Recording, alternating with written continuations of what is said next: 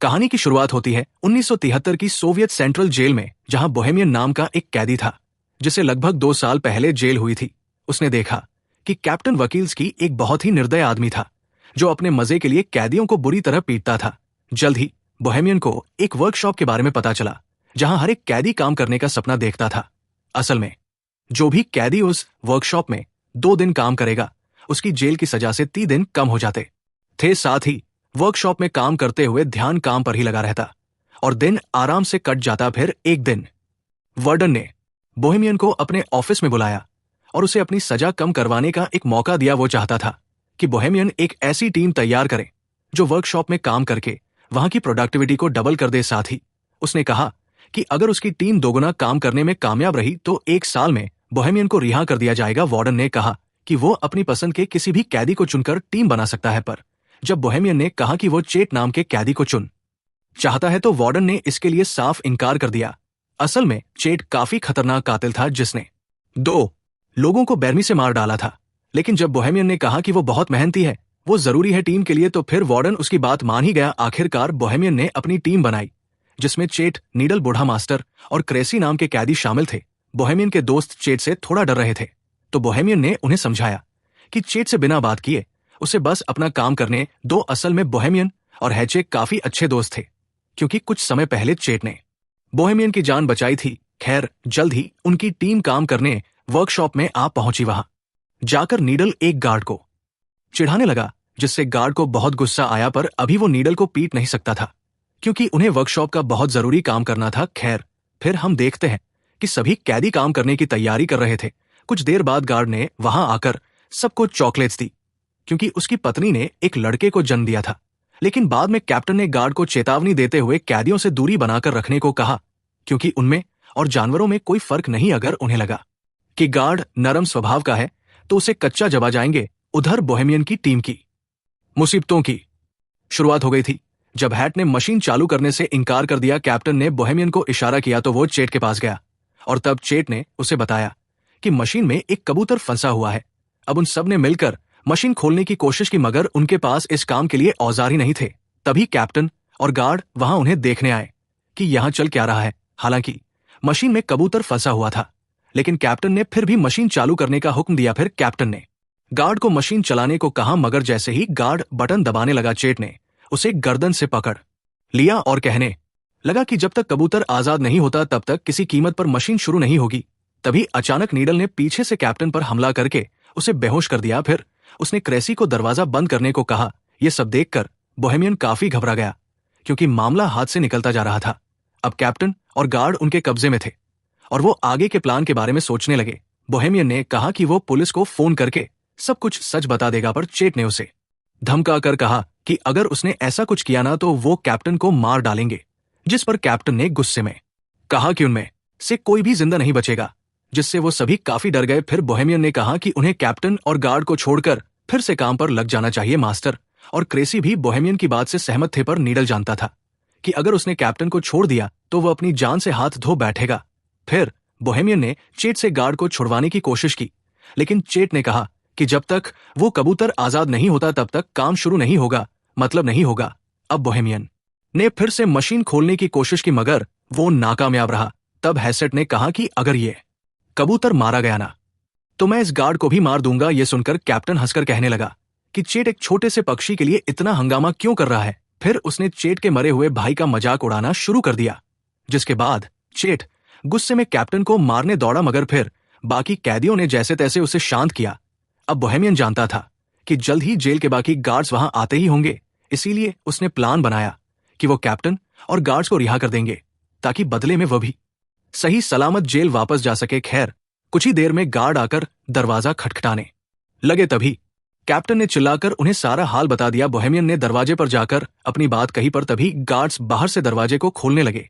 फिर एक गार्ड गाड़ी में बैठकर बाकी गार्ड्स को बुलाने चला गया। उधर बूढ़े मास्टर ने कहा कि वो बाहर जाकर गार्ड से बात करेगा। फिर वो हाथ खड़े करके दरवाजे से बाहर निकला तो एक गार्ड ने उस पर बंदूक तान दी। फिर अचानक उस गार्ड ने बिना किसी बात के ही गोली चला दी, जिससे मास्टर की मौके पर ही मौत हो गई। जब बोहेमियन और उसके साथियों को इसका पता चला तो बोहेमियन ने गुस्से में कंट्रोल यूनिट ही तोड़ डाला, जिससे दरवाजा फिर से बंद हो गया। फिर कुछ समय बाद जेल वार्डन और एम्बुलेंस वहां पहुंच गई। वार्डन ने कहा कि वो उन कैदियों से बात करके मामला सुलझाना चाहता है।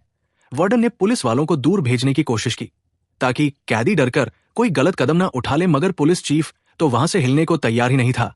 उधर कैदियों की टोली अंदर ही फंसी हुई थी और उन्हें कुछ समझ नहीं आ रहा था कि क्या करें।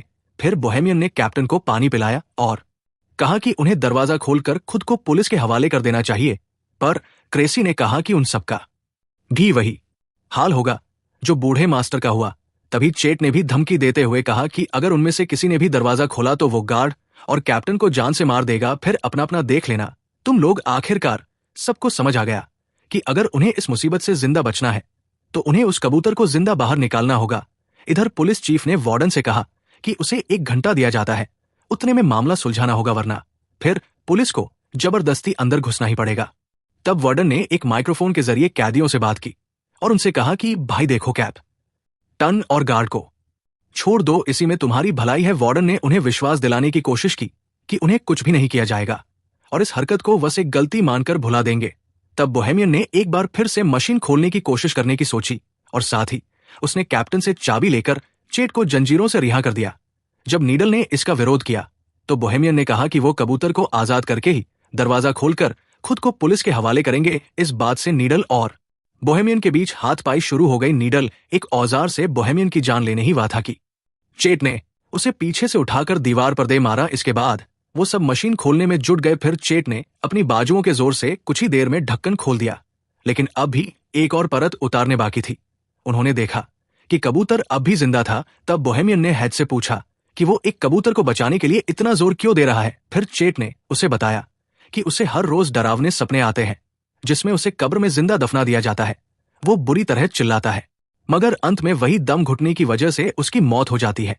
अब वो इस कबूतर में खुद को देख रहा था और उसे ना जाने क्यों लगता था कि अगर ये कबूतर बच गया तो शायद वो भी बच जाएगा, उसके भी ये बुरे सपने बंद हो जाएंगे। खैर, फिर बोहेमियन ने मशीन खोलने में गार्ड की मदद मांगी तो उसने कहा कि पहले उन्हें कैप्टन को रिहा कर देना चाहिए ताकि कैप्टन बाहर जाकर पुलिस को सब कुछ बता सके, मगर नीडल उसे छोड़ने के लिए हरगिज राजी नहीं था।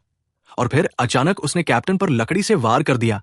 बोहेमियन ने गार्ड को समझाया कि भाई देख, अगर हमने इसको कैप्टन को छोड़ दिया ना तो हमारे साथ तू भी मारा जाएगा, क्योंकि सिर्फ तुझे बचाने के लिए गोलियों का इस्तेमाल खारिज तो नहीं करेगी सरकार। फिर बोहेमियन ने गार्ड को भी जंजीरों से बांधने की धमकी दी तो वो मदद करने के लिए राजी हो गया। वही बाहर पुलिस, कैप्टन और वार्डन ये सोच रहे थे कि इस मामले को कैसे सुलझाया जाए। वार्डन को यकीन था कि कैप्टन और गार्ड अब भी जिंदा है। इधर वर्कशॉप में क्रेसी और गार्ड दूसरे कमरे से एक औजार लेने गए। क्रेसी ने कहा कि चेट शुरू से ही बुरा आदमी नहीं था, पर एक रात ने उसकी पूरी जिंदगी तबाह करके रख दी। उस रात चेट के भाई की शादी थी और उसने बहुत ज्यादा शराब पी ली थी। जब हैच के भाई ने उसे रुकने को कहा तो नशे में हैच ने अपने भाई को ही मार डाला। जब उसके पिता ने उसे रोकने की कोशिश की तो हैच ने उनकी भी जान ले ली। कुछ देर बाद जब उसे होश आया तो उसने पछतावे में खुद को पुलिस के हवाले कर दिया। खैर, फिर सभी कैदी मशीन खोलने की कोशिश में जुट गए। तभी बाहर से वार्डन ने बोहेमियन को बात करने के लिए दरवाजे पर बुलाया। असल में उनकी मोहलत का 1 घंटा बीत चुका था, मगर बोहेमियन ने कहा कि उन्हें कबूतर को जिंदा बाहर निकालने के लिए 1 घंटे का समय तो और लगेगा। फिर वार्डन ने अंदर बंधे हुए कैप्टन से बात की तो उसने कहा कि यहां तो कोई कबूतर है ही नहीं और ये कैदी तो बस भागने का मौका ढूंढ रहे हैं। खैर, फिर वार्डन ने कहा कि उनके पास कैप्टन और गार्ड को रिहा करने के लिए 60 मिनट और है। फिर वार्डन ने बोहेमियन को याद दिलाया कि भाई क्यों पंगा ले रहा है अपनी जिंदगी के साथ। तुझे कहा तो था कि वर्कशॉप का काम पूरा होने पे 1 साल के अंदर यहाँ कर देंगे तुझे। लेकिन जब बाकी कैदियों ने ये बात सुनी तो उन्हें बहुत गुस्सा आया, क्योंकि इसका मतलब ये था कि बोहेमियन ने उन्हें अपने फायदे के लिए इस्तेमाल किया था। ये देखकर कैप्टन तो जोर जोर से हंसने लगा और बोहेमियन ने उसे मुख का मार दिया। फिर वो कैप्टन को रिहा करने लगा तो नीडल ने उसका विरोध किया। तब बोहेमियन ने कहा कि वो सिर्फ कैप्टन को रिहा करेंगे और गार्ड को बंदी बनाकर रखेंगे। फिर जब बोहेमियन कैप्टन को लेकर बाहर आया तो अचानक पुलिस चीफ ने उन पर गोलियां चला दी। अब बोहेमियन तुरंत कैप्टन को वापस अंदर ले आया और मामला फिर बिगड़ गया। इधर बाहर वार्डन ने गुस्से में पुलिस चीफ के मुंह पर मुक्का मारा, पर चीफ ने कहा कि क्या हो गया भाई, उनका समय खत्म हो गया है, बाहर निकालना चाहिए हमारे सोल्जर को। तभी वहां एक ट्रक में कई सिपाही आ पहुंचे। वही दूसरी और सभी कैदी मशीन के ढक्कन में छेद करने में कामयाब रहे। फिर बोहेमियन ने उसमें अपना हाथ डालकर कबूतर को बाहर निकालने की कोशिश की, मगर वो उसके हाथ नहीं लगा। नीडल ने तो ग्राइंडर की मदद से ढक्कन को काटने की भी कोशिश की, लेकिन कोई फायदा नहीं हुआ। आखिरकार उन्होंने एक और छेद करने का फैसला किया, मगर उनके पास जरूरत के औजार नहीं थे। तब बोहेमियन ने कैप्टन से औजारों वाले कमरे की चाबी ले ली। वहीं बाहर सिपाहियों ने वर्कशॉप के ऊपर धावा बोलने की तैयारी कर ली थी। अंदर कैदी वेल्डिंग मशीन से लोहा पिघलाने में लगे थे, मगर उन्हें मशीन चलानी ही नहीं आती थी। तब कैप्टन उनकी मदद के लिए आगे आया। इधर कैप्टन लोहा बिखरे सिपाहियों ने दरवाजे पर बॉम्ब फोड़ने की तैयारी कर ली। आखिरकार कैदी मशीन खोलने में कामयाब रहे, मगर वो कबूतर तो वहां से उड़ना ही नहीं चाहता था।